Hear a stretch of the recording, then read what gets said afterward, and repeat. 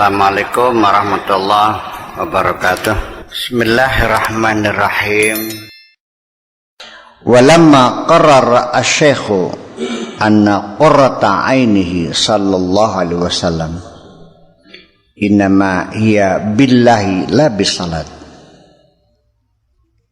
Dan kenapa dan ketika Syekh Al-Mursyid kita ini menetapkan bahwa qurratul ain kanjeng Nabi itu adalah karena Allah, bukan karena sholat, tetap karena Allah.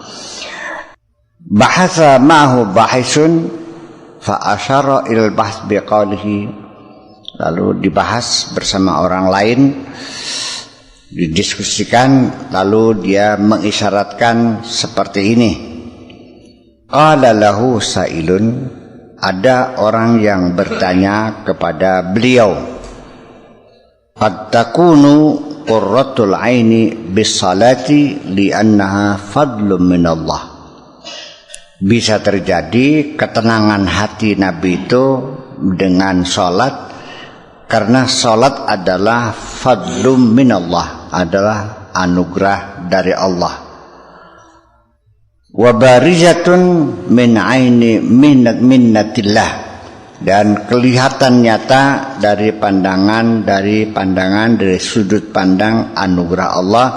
Fa kaifa la yafrahu biha, bagaimana Rasulullah tidak gembira dengan salat itu.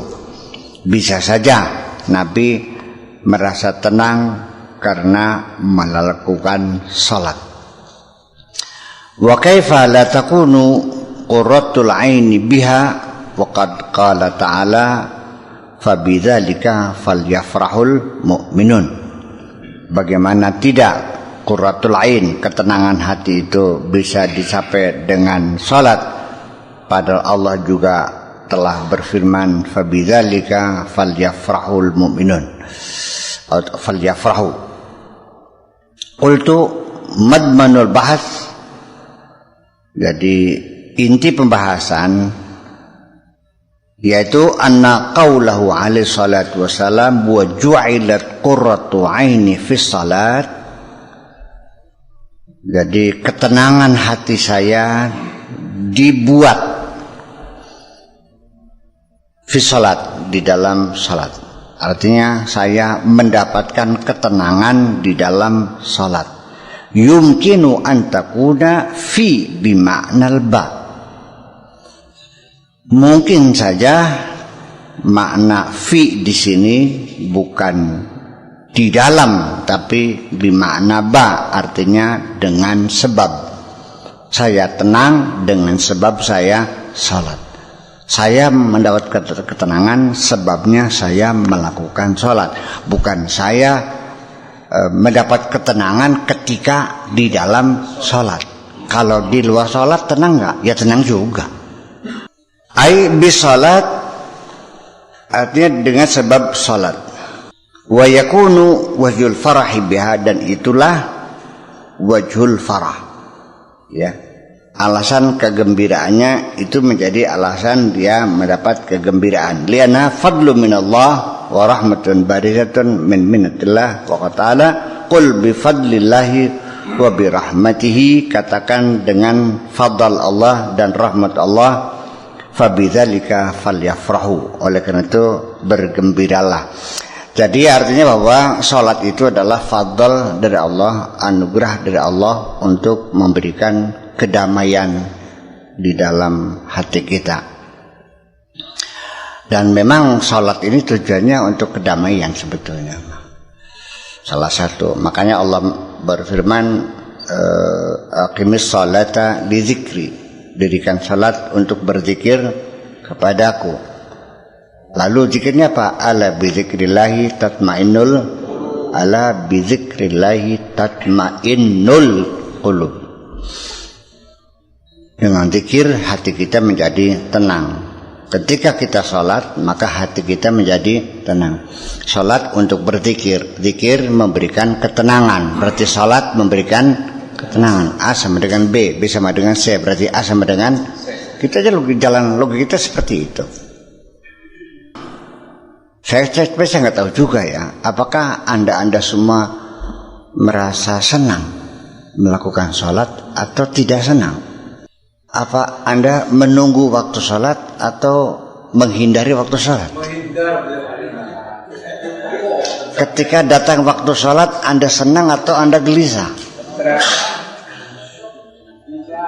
Lalu setelah anda sholat selesai, apa yang anda rasakan? Apakah anda merasakan kedamaian? Ini perlu dipertanyakan sekali lagi. Jangan. Gitu. Kembali saya ingin mencoba memberikan pemahaman bahwa kenapa kualitas sholat kita semacam ini. Karena selama ini kita dididik sejak kecil sholat sebagai suatu kewajiban. Kalau dilakukan dapat pahala, kalau ditinggalkan dapat dosa. Selagi kita memahami sholat sebagai kewajiban, maka selamanya kita akan malas untuk melakukannya. Kalau kewajiban itu artinya dipaksakan harus dilakukan. Tetapi kalau kita itu awalnya benar sholat sebagai kebutuhan, maka saya kira nggak mungkin dong orang malas sholat. Kalau makan butuh nggak? Ada nggak orang yang nggak malas makan? Ada. Kalau ada juga orang sakit. Iya, sakit, malas makan. Nah makanya kalau sholat sebagai kebutuhan, maka pasti kita rajin sholat. Tapi kalau kewajiban, ya sungkan. Itu seperti itu. Ya karena selama ini sholat itu tidak pernah dijelaskan untuk apa. Karena secara filosofis kita beranggapan bahwa sholat itu menyembah Allah. Sehingga menjadi sembahyang, menyembah eyang.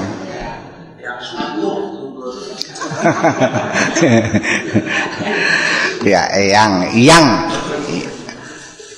Kalau dewa itu Tuhan yang penting namanya yang, tapi juga kadang-kadang disebut eyang juga, tapi umumnya yang, sang yang sembah yang, artinya menyembah yang. Saya ingin meluruskan, maka ketika kita memahaminya sebagai seremoni penyembahan, makanya ya enggak iya. Padahal Allah itu tidak menyuruh kamu menyembah. Allah bukan sesembahan kok.